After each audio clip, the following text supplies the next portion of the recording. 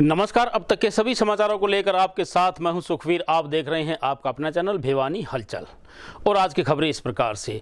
भिवानी शहर के पतराम गेट स्थित शनि मंदिर, पालुवास गांव, सांजरवास गांव सहित अनेक गांव में न्याय के देवता भगवान शनि देव की जयंती धूमधाम से मनाई गई। इस अवसर पर सभी मंदिरों में भंडारे का आयोजन करते हुए भगवान शनि देव से देश में सुख शांति स्थापित करने के लिए मन्नतें मांगी गई। जयंती कार्यक्रम में नगर के अनेक प्रबुद्ध नागरिकों व भक्तों ने शिरकत की। भिवानी के पतराम गेट पर स्थित प्राचीन शनि मंदिर में शनि जयंती के उपलक्ष्य में शनि महाराज के जन्मोत्सव को बड़ी धूमधाम के साथ मनाया गया। गौरतलब है कि आज शनि महाराज के जन्मोत्सव के पर्व पर शनि महाराज के भक्तजनों के द्वारा पतराम गेट पर शनि महाराज का जन्म दिवस केक काटकर मनाया गया। आज का कार्यक्रम प्रसिद्ध समाज सेवी देवराज मेहता की देखरेख में किया गया। इस मौके पर कांग्रेस के वरिष्ठ नेता राम प्रताप सहित अनेक भक्त मौजूद रहे। इस दौरान उन्होंने केक काटकर जन्म दिवस मनाया। वहीं आज इस कार्यक्रम में शनि महाराज को खीर का भोग लगाया और भक्तों को प्रसाद भी वितरित किया गया।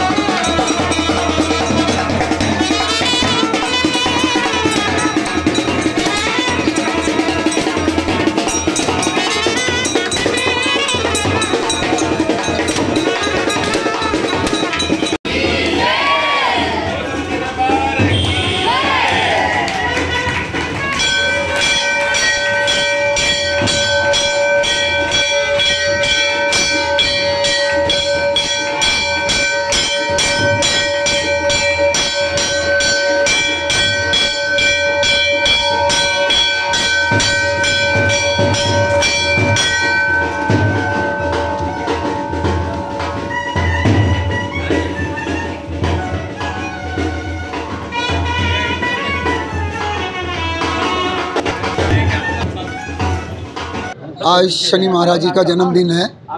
शनि महाराज जी न्याय के देवता हैं। जज निष्पक्ष होकर फैसला करता है। कई बार जज को गलत कहा जाता है। शनि महाराज जी के बारे में गलतियाँ हैं नहीं है, ये कर्मों होते हैं। न्याय देव हैं, निर्बल के साथ अन्याय होता है तो उसका न्याय करते हैं। वो हम सोचते हैं कि शायद एक करूर ग्रह हैं। हमें शनि महाराज जी से नहीं डरना चाहिए, हमें अपने कर्मों से डरना चाहिए। आज श्री शनि जयंती है। मैं सभी को शनि महाराज जी की जन्मदिन पर सबको बहुत बहुत बधाई देता हूँ। आज संयोग से महाराजा अटूट की भी जयंती है, जो अरोड़ वंश के संस्थापक हैं। मैं उनको भी उनकी जन्मदिन पर भी सबको बहुत बहुत बधाई देता हूँ। आज शनिदेव महाराज का जन्मदिन है। सभी को बहुत बहुत शुभकामनाएं, बहुत बहुत बधाई। शनिदेव महाराज से ऐसी प्रार्थना है कि देश में, स्टेट में सुख शांति हो और आपकी कृपा हमेशा बनी रहे। जय शनिदेव। आज देवराज जी का हार्दिक अभिनंदन करता हूँ। धन्यवाद, उन्होंने मुझे शुभ अवसर बुलाया शनि जी के जन्मदिन पर। शनि जी हमारे न्याय के भगवान हैं।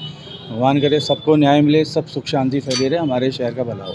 भिवानी शहर के प्राचीनतम शनि मंदिर पतराम गेट पर भिवानी के प्रमुख नागरिकगण उनका जन्मदिन मनाने के लिए आज यहाँ एकत्रित हुए हैं और सभी ने बहुत सद्भावना से जन्मदिन में हिस्सा लिया और सभी ने अपनी प्रार्थना की है शनिदेव जी से कि भिवानी शहर के जो नागरिक हैं उनको सुख समृद्धि शांति मिले और सब सुखी रहे। शनिदेव प्राचीन पतराम गेट भिवानी से बता रहा हूँ कि श्री शनिदेव जी की आज जयंती मनाई जा रही है। सोमवती मास आज बड़ा ही शुभ दिन है ये, जो आज कई सालों में ये दिन बैठा है शनिदेव के भगवान जयंती के लिए।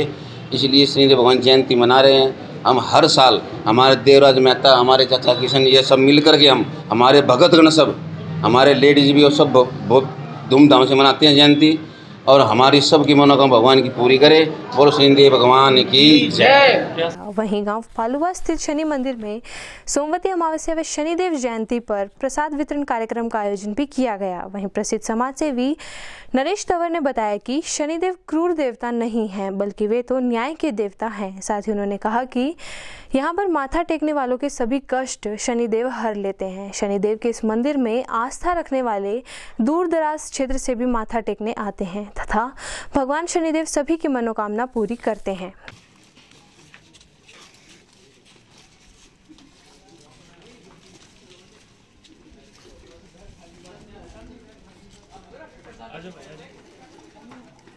गांव पालवास के अंदर शनि मंदिर में एक प्रसाद वितरण का आयोजन किया गया।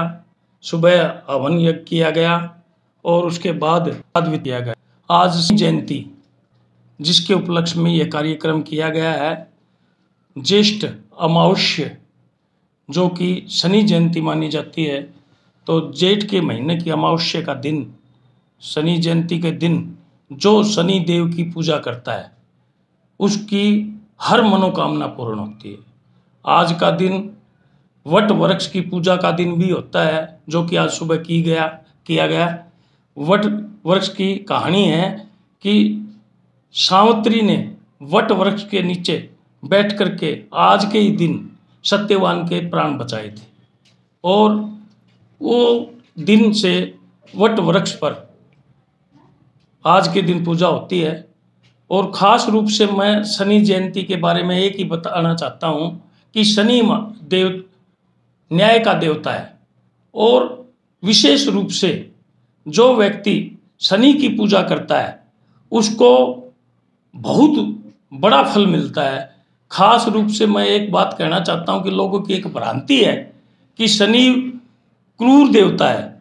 मैं कहता हूँ गलत काम करने वाले के तो लिए क्रूर देवता है, लेकिन सही और न्याय के ऊपर चलने वाले व्यक्ति के लिए शनि से बढ़कर कोई देव नहीं है। यहाँ पर माथा टेकने वालों के सभी कष्ट शनिदेव हर लेते हैं। शनिदेव के इस मंदिर में आस्था रखने वाले दूर दराज क्षेत्र से भी माथा टेकने आते हैं तथा भगवान शनिदेव सभी की मनोकामना पूरी करते हैं। वहीं गांव सांजरवास के प्राचीन शिव मंदिर में अंदर शनिदेव जयंती के अवसर पर आज सत्संग, हवन यज्ञ व मीठे जल की छबील लगाकर कार्यक्रम किया गया।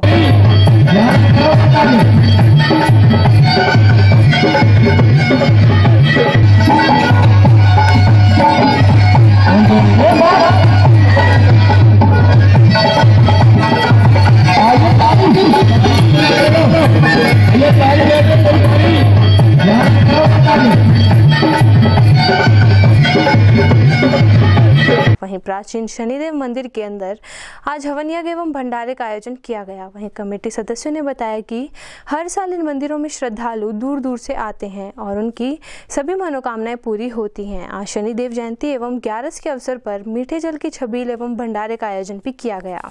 जयंती है और यहाँ पर हर साल मनाते हैं। आसपास के गाँव के से श्रद्धालु आते हैं और सभी यहाँ पर गौर पूजा करते हैं और शनिदेव महाराज सबकी इच्छाएं पूर्ति करते हैं। आज सुबह हवन हुआ है और आज दिन में जो है सारे दिन बाबा के लिए जो भंडारा चलेगा। सभी भाइयों से निवेदन है कि सभी पहुँचे और प्रसाद ग्रहण करें। इसी के उपलक्ष्य में सुबह हवन का आयोजन हुआ और सब आगे से आज सोमवती अमावस्या भी है और इसके बाद में 11 बजे से बाबा की इच्छा तक भंडारा रहेगा और आने जाने वाले जितने भी आस पड़ोस के काफ़ी कामों की श्रद्धा शनिदेव जी के मंदिर में और यहाँ सबकी मनोकामना पूरी होती हैं और बाबा सबकी मनोकामना पूरी करेंगे। नई शिक्षा नीति 2020 के लक्ष्यों को वर्ष 2025 तक हरियाणा प्रदेश द्वारा पूरा कर लिया जाएगा। यह कहना है भिवानी पहुंचे शिक्षा विभाग के अतिरिक्त मुख्य सचिव आनंद मोहन शरण का। सोमवार को स्थानीय चौधरी बंसीलाल विश्वविद्यालय में आयोजित सेमिनार में बतौर मुख्य अतिथि शिरकत करते हुए उन्होंने कहा कि नई शिक्षा नीति के तहत इंजीनियरिंग व कानून की पढ़ाई को भी हरियाणा की क्षेत्रीय भाषा में शुरू किया जाएगा। भिवानी के चौधरी बंसीलाल विश्वविद्यालय में नई शिक्षा नीति पर आधारित सेमिनार के दौरान पत्रकारों से बातचीत करते हुए हरियाणा के उच्च शिक्षा विभाग के अतिरिक्त मुख्य सचिव आनंद मोहन शरण ने कहा कि नई शिक्षा नीति में उद्यमी बच्चों के लिए इंक्यूबेशन सेंटर बनाए गए हैं ताकि शिक्षा पूर्ण करने के बाद युवा रोजगार तलाशने की बजाय रोजगार देने वाला बन सके। नई शिक्षा नीति को रोजगार से जोड़ने के लिए विभिन्न वोकेशनल कोर्स भी शुरू किए गए हैं ताकि औद्योगिक क्षेत्र में रोजगार बढ़ सके। वहीं नई टीचिंग मेथोडोलॉजी को भी शुरू किया गया है ताकि शिक्षा के समग्र उद्देश्य को पूरा किया जा सके। इस मौके पर चौधरी बंसीलाल विश्वविद्यालय के vice chancellor professor R K. Mittal ने बताया कि नई शिक्षा नीति के तहत चरित्र निर्माण एवं व्यक्तिगत निर्माण को लेकर चौधरी बंसीलाल विश्वविद्यालय ने एक विशेष सिलेबस तैयार किया है जिसे भारत के 100 विश्वविद्यालयों ने अपनाया है। नई शिक्षा नीति के तहत भारतीय ज्ञान परंपरा के पंचकोश आधारित शिक्षा को देश भर में लागू किया जा रहा है जो हमारी शिक्षा का मूल आधार है। इसके अलावा रोजगार के अवसर बढ़ाने के लिए नई शिक्षा नीति में हर कोर्स में ऐसे बिंदुओं को जोड़ा जा रहा है ताकि उन्हें पढ़ने के बाद जब छात्र मार्केट में निकले तो उसे रोजगार की समस्या ना हो। जिसका टारगेट 2030 तक जो इसमें लिखे गए हैं लक्ष्य हैं वो प्राप्त करने का प्रावधान है।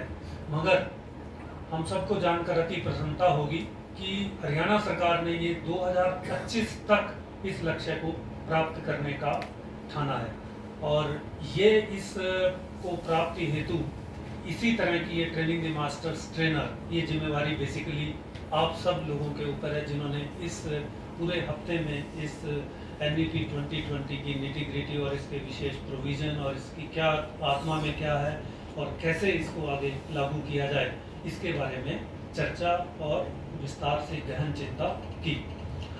मुझे बताते हुए हर्ष है कि चौधरी बंसीलाल विश्वविद्यालय ने ये हमारे हरियाणा का प्रथम विश्वविद्यालय है जिसने UG के स्तर पर चॉइस बेस्ड क्रेडिट सिस्टम को लागू किया। CBCS हमने 2021 इस सत्र से लागू किया और PG लेवल पे तो ये 2019 से ही हमने लागू किया था। एक हमने सिलेबस बनाया जो पूरे के पूरे आज भारतवर्ष की सभी यूनिवर्सिटीज में भेजा गया और लगभग 100 यूनिवर्सिटीज में उसको किसी न किसी फॉर्मेट में उसको अडॉप्ट भी किया और वो जो चरित्र निर्माण और समग्र व्यक्तित्व का विकास है वो जो भारत की ज्ञान परंपरा जिसको हम पंचकोश कहते हैं पंचकोश के तैत्तिरीय उपनिषद में जो दिया गया है उसके ऊपर आधारित है। बहुत ही एक रिवोल्यूशनरी चेंज ला रही है इन द एजुकेशन सिस्टम, चाहे वो एस्पिरेशन हो या सस्टेनेबल डेवलपमेंट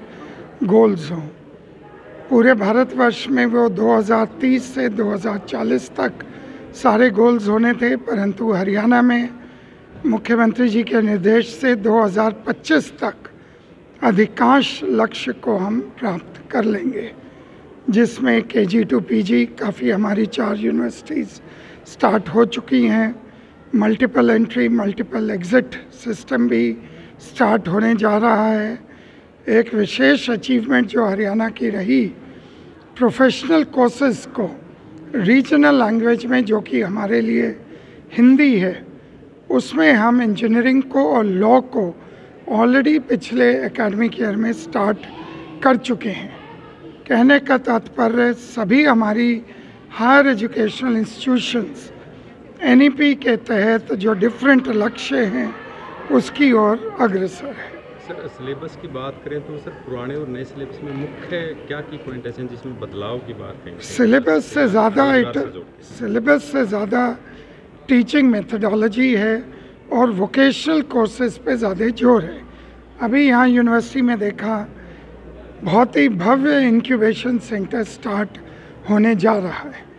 इंक्यूबेशन सेंटर यहाँ के जो उद्यमी बच्चे हैं जॉब सीकर ना बन के जॉब प्रोवाइडर बने, इसलिए इस इंक्यूबेशन सेंटर डेवलपमेंट कैसे होगा। इसमें एग्ज़िट एंट्री एक पॉइंट है कि बच्चा कभी भी 1 साल के बाद जा सकता है कोर्स छोड़ के, फिर दोबारा आ सकता है।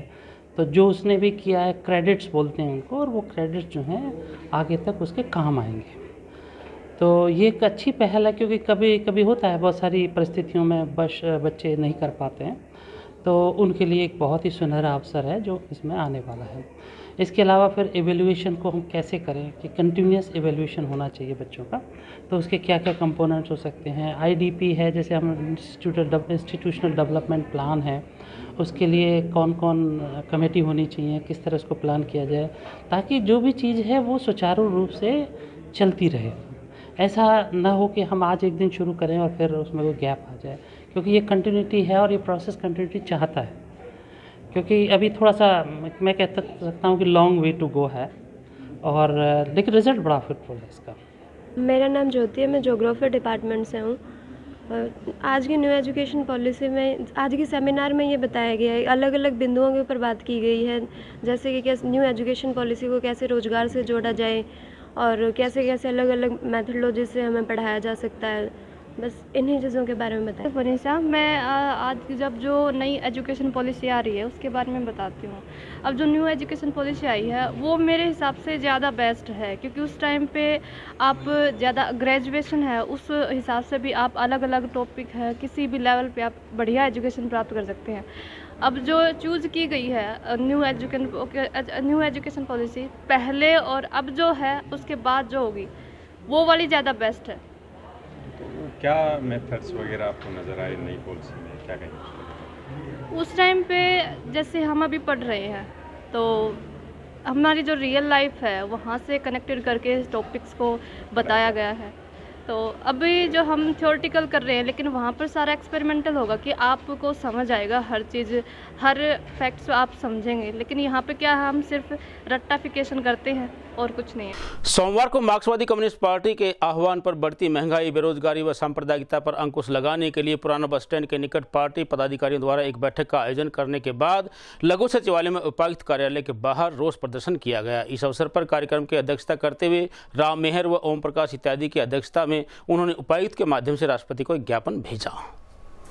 गौरतलब है कि रोष प्रदर्शन व रोष सभा को संबोधित करते हुए माकपा नेताओं ने कहा कि आज देश व हरियाणा प्रांत में भयंकर महंगाई व बेरोजगारी है। 2014 में पेट्रोल के भाव 71.41 रुपए, डीजल 55.49 रुपए, रसोई गैस 410.5 रुपए थी। आज पेट्रोल 109.69 रुपए, डीजल 98.12 रुपए व घरेलू गैस के दाम 1010 रुपए प्रति सिलेंडर हो गए। अर्थव्यवस्था में चौतरफा महंगाई बढ़ने से गरीब व आम आदमी का जीना कठिन हो गया है। दूसरी ओर देश व प्रांत में भयंकर बेरोजगारी है। CMI की ताज़ा रिपोर्ट के अनुसार देश में 7.63% तथा हरियाणा में सबसे ज़्यादा 34.5% की दर से बेरोजगारी है। पिछले 3 वर्षों से सेना में भर्ती बंद रही तथा तैयारी करने वाले उम्मीदवारों की उम्र भी निकल गई है, जिससे युवाओं में हताशा और निराशा है। साथ ही उन्होंने कहा कि भारत सरकार की आर्थिक नीतियाँ कॉरपोरेट के पक्ष की बजाय जनपक्ष की तरफ मोड़ी जाएं,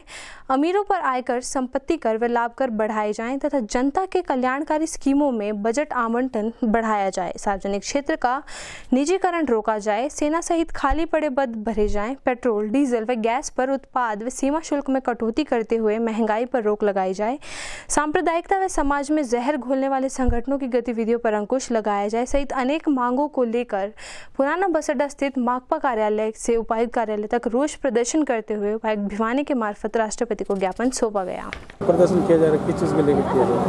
ये आज जो हमारा प्रदर्शन है, जो आए दिन ये महंगाई बढ़ी, महंगाई को लेकर और खासकर जो गैस के रेट बढ़ रहे हैं, सरकार ने मतलब जो खाद्य सुरक्षा पर डाका डाला है, इसके सबसे बुरा असर महिलाओं पर पड़ रहा है। बढ़ती महंगाई, आए दिन बेरोजगारी और जो ये गुंडागर्दी, बेरोजगारी के कारण आए दिन गुंडागर्दी बढ़ रही है, उसको लेकर और हमारी ये मांग कर रहे हैं कि 5 हमारी जो मांगे हैं सरकार इस पर कार्रवाई करे और जो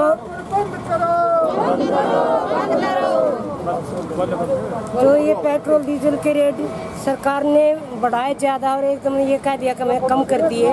हम ये कहे सरकार इस महंगाई पर काबू करे और नौजवानों को रोजगार दे और खासकर जो पेट्रोल डीजल के रेटा पे बार बार सरकार बढ़ाव कर रही है उसको कम करे और खाद्य सुरक्षा जो हम राशन डिपो में मिलती थी उसको दोबारा से लागू की जाए ताकि आम आदमी का गुजारा हो सके और शिक्षा, सस्ती शिक्षा और सस्ती रोजगार के कारण भी आज हमारी तबाही मची। इस बात को पेट्रोल के दाम भी कुछ कम करें और गैस के दाम भी कम करें। अब आज भी गैस के दाम 1050 रुपए आज भी, तो ये गरीब आदमी कैसे सिलेंडर भरा सकता है। कम्युनिस्ट पार्टी मार्क्सवादी हमारा आज प्रदर्शन है 21 से लेके 31 तक साबित देश में एक वामपंथी पार्टियों का एक अभियान है महंगाई के खिलाफ और बेरोजगारी के खिलाफ।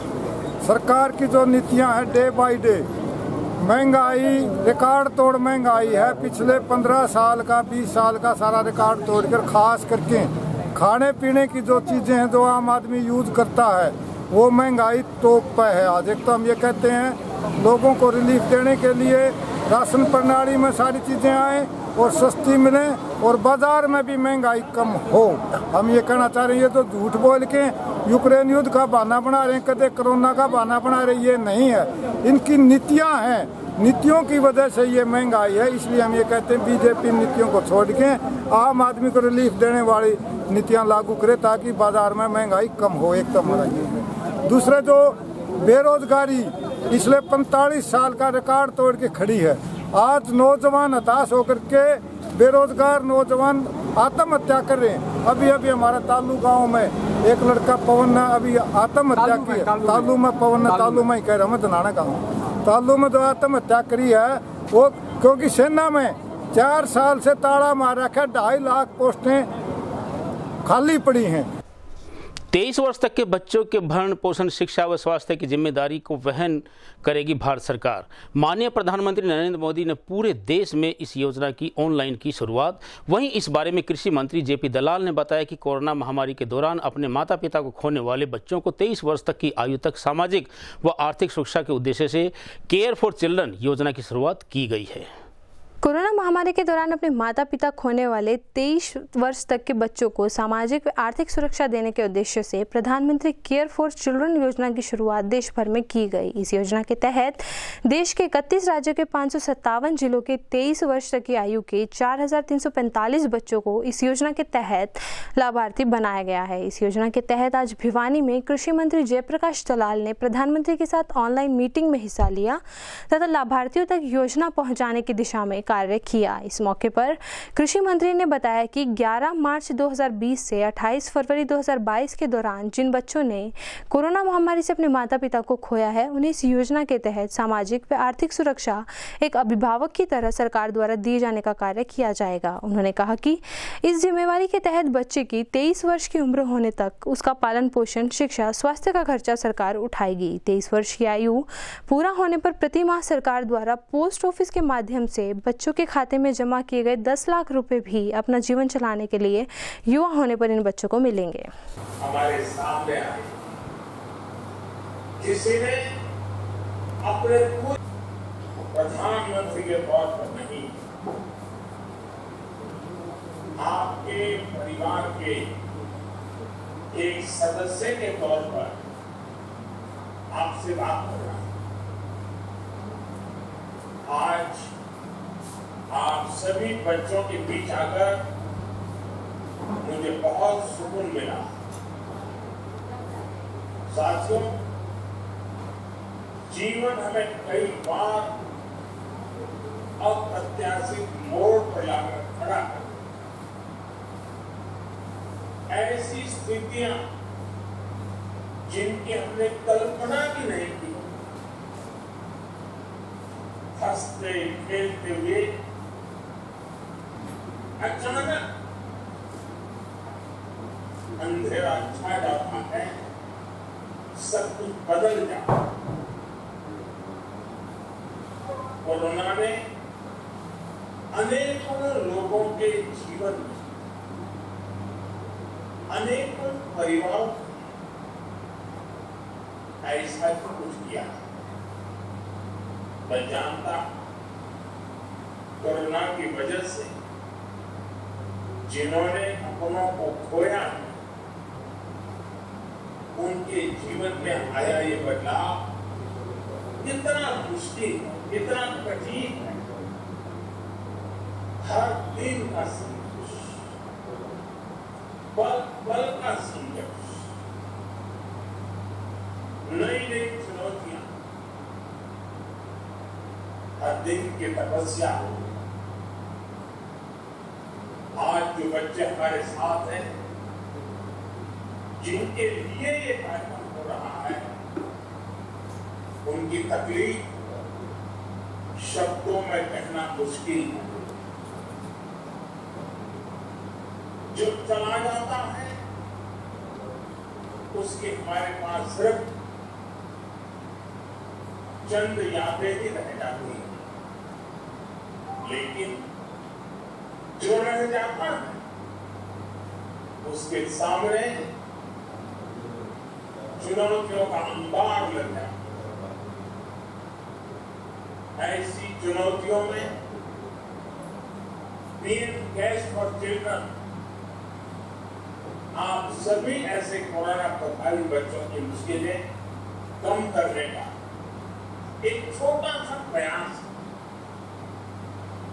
जिनके माता और पिता दोनों नहीं है। साथियों, पीएम केयर्स फॉर चिल्ड्रन इस बात का भी प्रतिबिंब है कि हर देशवासी पूरी संवेदनशीलता से आपके साथ। मुझे संतोष है कि बच्चों की अच्छी और अबाधित पढ़ाई के लिए उनके घर के पास के ही सरकारी या फिर प्राइवेट स्कूलों में उनका एडमिशन कराया जाए। पीएम केयर्स के जरिए ऐसे बच्चों की कॉपी, किताबों और यूनिफॉर्म्स के खर्चों को भी उठाया जाए। कोरोना संकट के दौरान जिन बच्चों ने अपने माँ बाप को खोया है और उनकी देखभाल करने का जिम्मा हमारे प्रधानमंत्री जी ने लिया और अनोखी योजना दी है। इन बच्चों के लिए उनकी सशक्तिकरण के लिए आर्थिक योगदान दिया पीएम केयर्स से।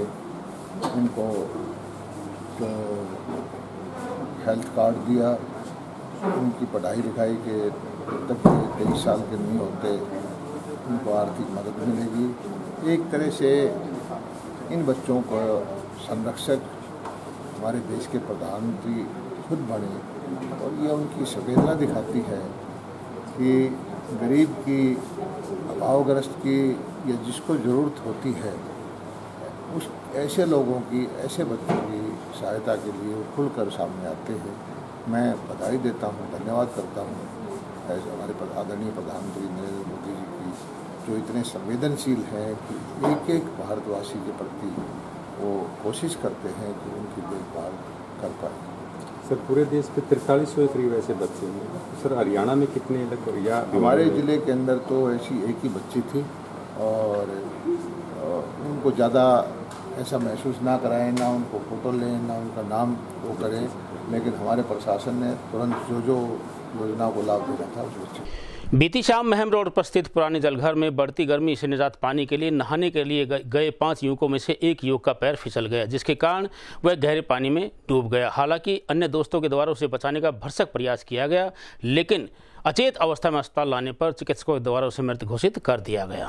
उल्लेखनीय है कि महम रोड स्थित पुराने जलघर के 8 नंबर वाटर स्टोरेज टैंक में 37 वर्षीय व्यक्ति की डूबने से मौत हो गई। आपको बता दें कि कुहाड़ निवासी 37 वर्षीय विक्रम अपने 5 दोस्तों के साथ नहाने के लिए जलघर में गया हुआ था, जहां कपड़े धोते वक्त काई पर फिसलकर वह टैंक में जा गिरा तथा विक्रम को तैरना नहीं आता था, जिस वजह से उसके टैंक में डूबने से मौत हो गई। वहीं सूचना पर पुलिस मौके पर पहुंची व संदीप व अन्य दोस्तों से पूछताछ की गई तथा पुलिस मामले की छानबीन में जुटी हुई है।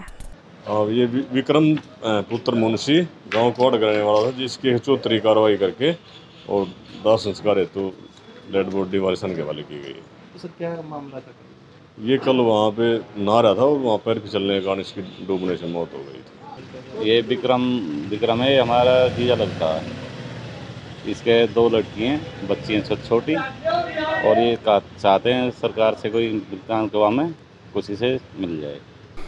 सोमवार को सनसिटी मॉल स्थित स्फीति सिनेमा में लव इन यूक्रेन मूवी को भिवानी वासियों को दर्शाया गया। इस फिल्म के माध्यम से यूक्रेन में मेडिकल की पढ़ाई करने के लिए गए करीब 23,000 बच्चों के द्वारा युद्ध के दौरान किए गए संघर्ष को दर्शाया गया है।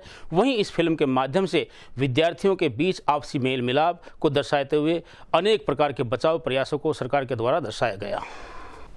सोमवार को स्फीति सिनेमा में लव इन यूक्रेन फिल्म का आगाज किया गया। वहीं फिल्म के निर्माता व एक्टर विपिन कौशिक ने बताया कि फिल्म यूक्रेन में भारतीय विद्यार्थियों की शिक्षा दीक्षा पर आधारित है तथा फिल्म में भारत देश के विद्यार्थियों द्वारा यूक्रेन में शिक्षा ग्रहण करते समय आई चुनौतियां तथा उनके जीवन संघर्ष को दर्शाया गया है। वहीं उन्होंने लोगों से ज़्यादा संख्या में फिल्म देखने की अपील भी की। फिल्म का नाम है लव इन यूक्रेन। तो आप देखेंगे या आपने न्यूज़ में सुना होगा कि हमारे भारत देश से स्टूडेंट्स जो हैं यूक्रेन में पढ़ाई करने जाते हैं और ये सिलसिला आज से नहीं है, ये सिलसिला सालों से चलता आ रहा है। तो इसी तर्ज पे जो राइटर्स हैं, डायरेक्टर्स हैं, उन्हें ये आइडिया उपजा और वहाँ से उन्होंने एक स्टोरी तैयार की कि एक लड़का जो इंडियन ओरिजिन का है और यूक्रेन में पढ़ने जाता है। अब यूक्रेन में पढ़ने जाता तो है, लेकिन वहाँ उसके साथ क्या होता है? क्या वो एक आम जिंदगी जीता है? आम जिंदगी जीते जीते उसके साथ क्या होता है? अब इस जैसे कि ये लव इन यूक्रेन में इस किरदार का नाम है आरव, जो एरोनॉटिकल इंजीनियरिंग की पढ़ाई करने वहाँ गया है और वहाँ की एक लड़की है जिससे इसे प्यार हो जाता है। अब इसमें ट्विस्ट एंड टर्न्स ये हैं कि वो जो लड़की है उसके भाई हैं, वो वहाँ के भाई लोग हैं। अब भाई लोग जहाँ लव स्टोरी में एंट्री कर जाएं तो उथल पुथल तो होनी है, जो इस फिल्म में आप देखेंगे। इस फिल्म में आपको उथल पुथल, इस फिल्म में आपको यूक्रेन की सुंदरता, इसमें आपको यूक्रेन के लोगों की सुंदरता, वो जितने प्यारे हैं, जितने सच्चे हैं, जितने अच्छे हैं, वो सब आपको इस फिल्म में देखने को मिलेगा। इसमें आपको यूक्रेन का कल्चर, उसकी हिस्ट्री, उसके फोक एलिमेंट्स जो होते हैं एक देश के, वो भी आपको इस फिल्म में देखने को मिलेंगे। इस मूवी है, इसकी जो शूटिंग है यूक्रेन और रसिया की जो वार उससे पहले की गई। ये फिल्म सितंबर और अक्टूबर में शूट हुई है 2021 के। उस समय कोई वॉर का जिक्र नहीं था। ये फिल्म अपनी निर्धारित टाइमलाइन पे है। जब शूटिंग से 6 महीने पहले प्री प्रोडक्शन की तैयारी शुरू हो जाती है, जिसमें लिखा जाता है, जिसमें ब्रेनस्टॉर्मिंग होती है कि कैसी स्टोरी होगी, क्या किया जाएगा। तो यानी कि ये जो बीज है ये 2021 की शुरुआत में उपज गया था। तो अब आप ये देखिए कि जिक्र युद्ध का कहीं नहीं है इसमें। ये एक लव स्टोरी है, जैसा कि इसके नाम से दर्शित है, लव इन यूक्रेन। इसमें यूक्रेन है, इसमें लव है और दोनों ही बहुत सुंदर रूप से कंप्लीट शूटिंग यूक्रेन की है। आपको शूटिंग प्लेसेस के साथ साथ जो कास्ट एंड क्रू है वो भी यूक्रेनियन है। लगभग 95-96% जो कास्ट एंड क्रू है वो यूक्रेनियन ही है। दर्शकों से मेरी अपील ये है कि आप इस फिल्म को जाकर देखिए, आप इस फिल्म को एक मौका दीजिए। ये फिल्म आपको एंटरटेन करेगी, ये फिल्म आपको खुश करेगी, ये फिल्म आपको आपके चेहरे पर एक हंसी, एक मुस्कान लेकर आएगी। जब आप सिनेमा घरों में फिल्म देखकर बाहर निकलेंगे तो आपके चेहरे पर एक मुस्कान होगी। गांव झरवाई के निकट बाइक पर सवार होकर अपने गांव आते समय लोहानी निवासी होशियार सिंह उस समय सड़क हादसे का शिकार हो गया जब उसकी बाइक का संतुलन बिगड़ गया। संतुलन बिगड़ने के कारण वह बाइक सहित नहर में जा गिरा और मौत के आगोश में समा गया। वहीं सूचना पाकर पुलिस ने मौके पर पहुंचकर शव को कब्जे में लिया और पोस्टमार्टम करवाकर शव को परिजनों को सौंप दिया। भिवानी चरवाई गांव के निकट सड़क दुर्घटना में एक बाइक सवार व्यक्ति के संतुलन बिगड़ने से बाइक नहर में गिर गई तथा हादसे में बाइक सवार व्यक्ति की मौत हो गई। प्राप्त जानकारी के अनुसार गांव लोहानी निवासी होशियार सिंह रात को किसी काम से गया हुआ था। वह संतुलन बिगड़ने के कारण जरवाही के निकट बाइक सहित वह नहर में गिर गया। सुबह घूमने आए ग्रामवासियों ने इसकी सूचना डायल 112 पर दी। सूचना पर पुलिस की टीम मौके पर पहुंची और शव को अपने कब्जे में ले लिया। मृतक की जेब से उसके आधार कार्ड से उसकी पहचान हुई और इसकी सूचना मृतक के परिजनों को दी गई। वहीं मृतक के परिजनों ने बताया कि उसके 2 बच्चे हैं। उन्होंने सरकार से मांग की है कि उनके परिवार वालों को आर्थिक मदद दी जाए जिससे उनका गुजर बसर आसानी से हो सके। ये होशियार सिंह मेरे चाचा जी थे और कृषि का काम करते थे जी। ये मोटरसाइकिल आने पर सोने के कारण हादसा हो गया और ये इनके 2 बच्चे हैं, जमींदार आय कराया कर दे। तो हमारी मतलब प्रार्थना है सरकार से कि आर्थिक मदद की जाए। इस प्रकार ये आज मोटरसाइकिल लेके जा रहे थे, करीब रात में लगा लो 10 साढ़े 10 बजे से। तो अनबैलेंस होने के कारण एक नहर का पुल था, उसमें गिर गया रजवाए में। और सुबह पता लग गया हमें तो 112 पर जो बच्चे थे ना उड़े के जो घूम थे उन्हें कॉल करी थी, वो देखिए आधार कार्ड देख के फिर हमें पता चला। फिर हम इसने आज ही भिवानी लाए इसे। तो जी मेरी यही प्रार्थना है सरकार से आगे उनकी मदद की जाए। इसका बेटा भी कृषि करता है, कृषि का काम करता है। 2 ही बच्चे हैं, एक लड़की एक लड़का। इसके ये सूचना मिली थी कि कोई है ना मोटरसाइकिल जरवाई गाँव से आगे एक नहर है उसमें गिर गया। जो गिरने का कारण ये होशियार सिंह है, पोल्लू राम का, गाँव लुवानी से, आर्मी से रिटायर था। इसकी मृत्यु हो गई। इससे क्या कार्रवाई की गई? कार्रवाई उसकी मृतक की डेड बॉडी को लेके हॉस्पिटल में जिसका पोस्टमार्टम कराया जाना है। वहाँ पे एक सड़क के ऊपर खड़ा मोड़ था, इस कारण से ये हादसा प्रतीत हो रहा है। रविवार दोपहर को स्थानीय टीआईटी वरिष्ठ माध्यमिक विद्यालय में रोटरी क्लब भिवानी 3090 द्वारा एक बैठक का आयोजन किया गया। इस अवसर पर पंजाब से पहुंचे डिस्ट्रिक्ट गवर्नर परवीन जिंदल ने बतौर मुख्य अतिथि शिरकत करते हुए संस्था के विभिन्न सामाजिक कार्यों की प्रशंसा करने के बाद प्रौढ़ शिक्षा को बढ़ावा देने पर बल दिया। वहीं रोटरी क्लब के president Rotarian doctor DP Kaushik ने रोटरी क्लब की वार्षिक रिपोर्ट प्रस्तुत की। कार्यक्रम में बच्चों के द्वारा अनेक सांस्कृतिक कार्यक्रम भी प्रस्तुत किए गए। रविवार दोपहर बाद तो शाम रोड पर स्थित टीआईटी वरिष्ठ माध्यमिक विद्यालय में रोटरी क्लब भिवानी की इकाई द्वारा वार्षिक कार्य निरीक्षण रिपोर्ट प्रस्तुत करने के लिए एक बैठक का आयोजन किया गया। इस अवसर पर डिस्ट्रिक्ट गवर्नर परवीन जिंदल ने बतौर मुख्य अतिथि शिरकत करते हुए कार्यक्रम का शुभारंभ किया। कार्यक्रम की अध्यक्षता रोटेरियन डॉक्टर डीपी कौशिक ने की। इस अवसर पर रोटरी क्लब 3090 के president Rotarian doctor DP Kaushik ने संस्था द्वारा समाज में किए जाने वाले अनेक सामाजिक कार्यों की रिपोर्ट प्रस्तुत की। वहीं कार्यक्रम में पीडीजी डॉक्टर केसी काजल, रोटेरियन डॉक्टर एमके गर्ग, संस्था के सचिव रोटेरियन डॉक्टर हिमांशु अंचल, डॉक्टर दीक्षित इत्यादि सहित अनेक रोटेरियन ने बैठक में भाग लिया। वहीं इन सभी रोटेरियन क्लब के द्वारा स्कूल प्रांगण में एक निःशुल्क मेडिकल कैंप का आयोजन भी किया गया। इस अवसर पर मुख्य अतिथि द्वारा प्रौढ़ शिक्षा बढ़ाने पर जोर दिया गया। कार्यक्रम में बच्चों द्वारा अनेक सांस्कृतिक कार्यक्रम भी प्रस्तुत किए गए। डिस्ट्रिक्ट गवर्नर जिला 3090 परवीन जिंदल, मैं आज रोटरी क्लब भिवानी की ऑफिशियल विजिट पर आया। यहाँ पर जो स्कूल में आयोजन किया, हमारे प्रेसिडेंट डीपी कौशिक जी और सेक्रेटरी हिमांशु जी मेरे साथ खड़े हैं, फास्ट डिस्ट्रिक्ट गवर्नर काजल जी, सभी मेंबरों से मेरी मुलाकात हुई। जो कि डिस्ट्रिक्ट गवर्नर का फ़र्ज़ होता है कि जो क्लब काम कर रही है क्या वो रोटरी के नॉर्म्स के मुताबिक चल रहा है या नहीं चल रहा। वो सारी गतिविधि देखने के लिए जो ये प्रोजेक्ट कर रहे हैं क्या वो सही कर रहे हैं या उनकी कोई भी रिपोर्ट गलत तो नहीं है, कोई फेक न्यूज़ तो नहीं भेज रहे, ये सारा कुछ हम चेक करने के लिए आते हैं। तो मैंने आज यहाँ पर आकर चेक किया। रोटरी क्लब भिवानी बहुत अच्छा काम कर रही है। हर फील्ड में हमारी 7 फोकस एरिया है, 7 फोकस एरिया के हर फील्ड में इन्होंने काम किया।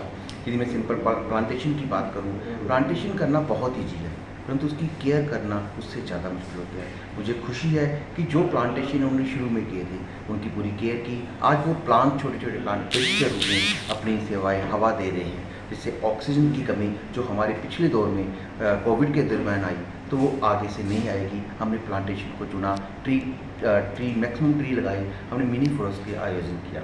एक बहुत बड़ी जिम्मेवारी मैं इनके ऊपर देना चाहता था, क्योंकि रोटरी ने पोलियो को ख़त्म करने के बाद हमारा अगला जो टीचा था, हमने हर इंसान को, खास करके इंडिया को एजुकेट करना है। और इसकी शुरुआत हमारे इंटरनेशनल प्रेसिडेंट शेखर मेहता जी ने हमें दी और उसके लिए भिवानी डिस्ट्रिक्ट को अडॉप्ट किया।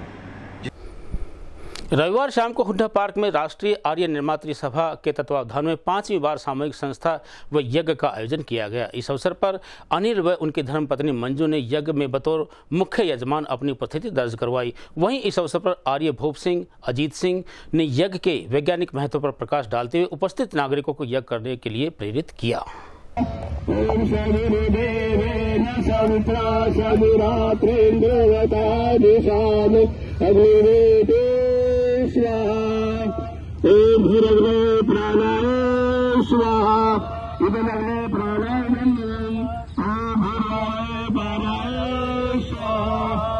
आज की खबरों में बस इतना ही। अब मुझे दीजिए इजाजत। देखते रहिए आपका अपना चैनल भिवानी हलचल।